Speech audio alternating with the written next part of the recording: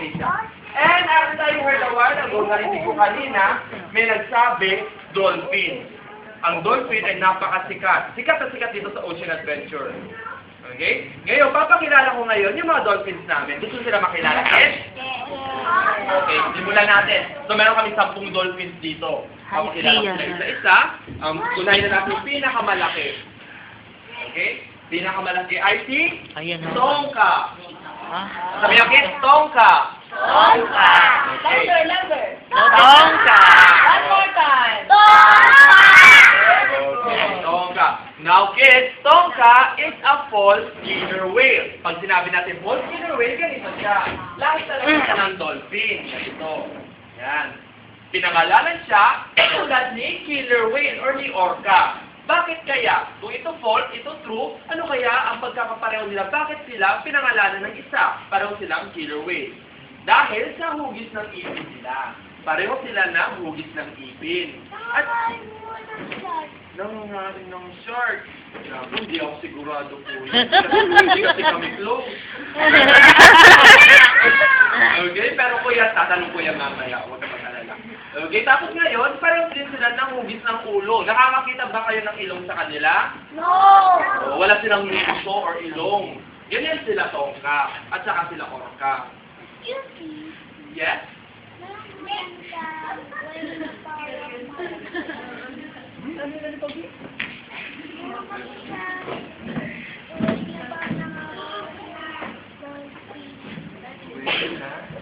Real na nagha? Yung dolphin na parang nakakain ng Kaya mo po yun? whale. Oh, whale na kumakain ng dolphin. Whale na kumakain ng dolphin. Kasi kuya, hindi sila kumakain ng... Yung mga whale, hindi kumakain ng dolphin. Kasi magkakapamilya sila. Tandaan mo kuya, na ang dolphin at saka mga whale, isa ng pamilya nila. Ang pangalan ng pamilya nila, cetacean.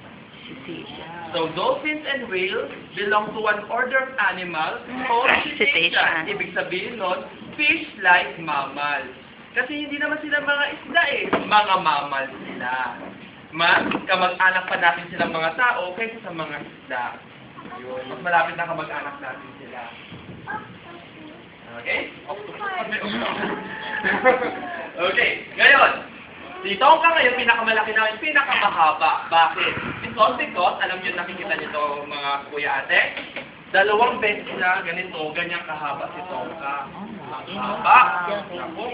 Tapos, ang bigat niya, 550 to 600 kilograms. May 600 kilograms po ba dito? Wala. Wala naman. I'm glad to hear that. Okay?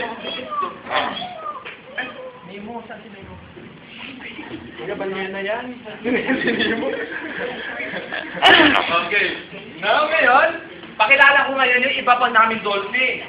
So, susunod na dolphin namin ay mga bottlenose dolphin. Parang ito. Okay, ang bottlenose dolphin namin dito ay 7. We have 7 of them. 3 lalaki, 4 na babae. Papakilala ko ngayon yung mga lalaki muna.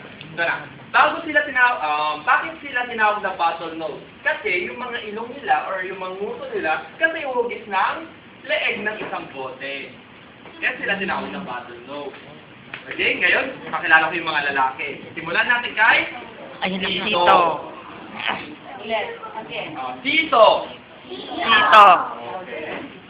Next we have Loki. Loki. Next we have Sak. Dak. Sak. So yun yung mga lalaki. Si Tito, Loki Loki, and at Dak. Sak. Okay, ngayon punta tayo sa mga babae. Girl, na kayo na. We have Dawn. Okay, Dawn. We have also Holly. Holly. Haley. Haley. Patusalin natin Haley. Haley. Okay. Next, we also have Misty. and the Girl, mga last girl female na. bottlenose, Kira. O, balik tayo ngayon kay Don. Alam niyo ba si Don, siya ang leader ng mga dolphins namin dito. Kasi tandaan niyo lagi na isa-isang grupo ng mga dolphins, ang kinikilala nilang leader ay ang pinakamatanda at pinakamalaking babae na meron sila. Ang tawag sa kanya, matriarch. Siya daw. Siya ang leader. Siya ang nangunguna lagi. Okay? So, ang mga battle nose dolphins namin, na 7, at saka si Tonka ngayon, galing silang Japan. Galing silang Japan. Nirescue namin sila. Niligtas namin sila. Kasi sa Japan, hinahunt nila or pinapatay nila ang mga dolphins. Yun. Kaya nirescue namin sila dito sa Ocean Adventure. Kasi ginagawa nilang pagkain. Ginagawa nilang pataba sa lupa. At ginagawa nilang pabango. Yung dolphin ngayon, for the parents, if this perfume has this content ambergris, it means that it came from the oil of a dolphin. Ambergris. That's the main reason why they hunt down these said animals. Okay? Ngayon, nakita niya si Tonka, pinakamalaki. Gusto niyo makita yung pinakamaliit? Yeah? Opo. Wala kami seryoso doon. Kuya. Okay? Ang pinakamaliit namin, ano ba mo kuya? Ang nadulog mo kuya? Kyle! Talagang si Kuya Kyle. Wala kami zeros. But instead, we have Sam. si Sam nga yung pinakamaliit namin dolphin. Even though na pinakamaliit siya, siya isa sa mga pinakamatandang dolphin meron kami dito. Yun nga lang. Oo, ganda nga kuya. Okay, yun nga lang, nasa lahi talaga nilang maliliit. Okay? So ito ngayon si Sam, okay, nakakita na kayo, sino nakakita ng Dalmatian dito? Dalmatian. Nakakita na si Pogi dito. Dog, Dalmatian. Ako si Alden. Spotted, black and white. Ang Dalmatian, yung mga aso na may Spot. or batik-batik. Ganon din ngayon si Sam. Meron din siyang batik-batik na katawan. Kaya tinawag na pan-tropical spotted dolphin. Ito ngayon si Sam, na-rescue namin siya, naligtas namin siya dito lang sa Pilipinas. Dito lang sa mga battle namin sa si Tonka. Yun yan, na-rescue namin siya doon sa Samal, Bataan. Alam nyo ba may kwento si Sam? Okay, gusto niyo malaman yung kwento ni Sam? Do you want to hear the story of Sam? Yes, okay. Ito ngayon si Sam, na-rescue namin to sa Samal, Bataan. Meron pa siyang 2 kasama. Nahuli siya sa isang fishing pen. Fishing pen yung parang siyang bakod sa sa tubig para manghuli ng isda. Yun nga lang, silang 3 ang nahuli. Pero, so sadly, the 2 companions, 2 kasama ni Sam, namatay. So, alam ko kung masakit. Kailangan natin mag-move. Okay? So, ngayon, namatay. Bakit kaya sila namatay? Sino may idea? Ba't namatay 2 kasama ni Sam? Na? Naging crab. Naging crab. Kuya ano yan? Naging crab parang tapos nagkasakit. Pwede rin yun. Very Ano kaya good. sakit nila? Diabetes. I love na. Actually, pag kinamatay ng 2 kasama ni Sam, nalunod sila. Ang mga dolphins, nalulunod din sila. Bakit? Kasi mamal sila, hindi sila isda. Ang isda, pag nasa ilalim ng tubig, kaya nila huminga sa ilalim ng tubig kasi meron silang hasang or gills. Samantala, ang mga dolphins, meron silang sariling natin ng ilong. Di ba tayo may mga ilong? Di ba may ilong tayo, di ba hawakan niya natin? Kung nakataka na po tayo.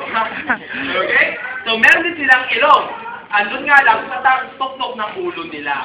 Ang tawag sa ulong nila ay blowhole. At itong blowhole na ito, pag nasa ilalim ng tubig, nagsasara siya.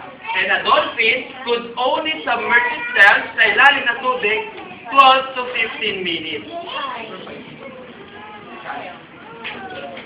Tapos, pag nag-sit sa 15 minutes, bubukas yun at papasok ang tubig, mamamatay sila, malulunod. Okay, ngayon, kapdosin namin. Ito ngayon si Finn. Finn is a rhabdodot. Sino siya yung pinakamay mahabang gusto sa lahat.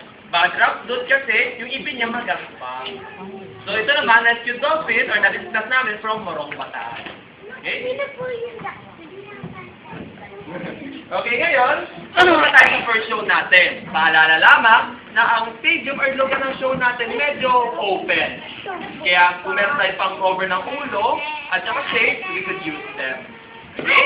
Sa stadium po, dikit-dikit lang po tayo para hindi po tayo may sama sa ibang grupo or sa ibang mga tourists. Okay, so kids, hawakan na si Mami at Daddy.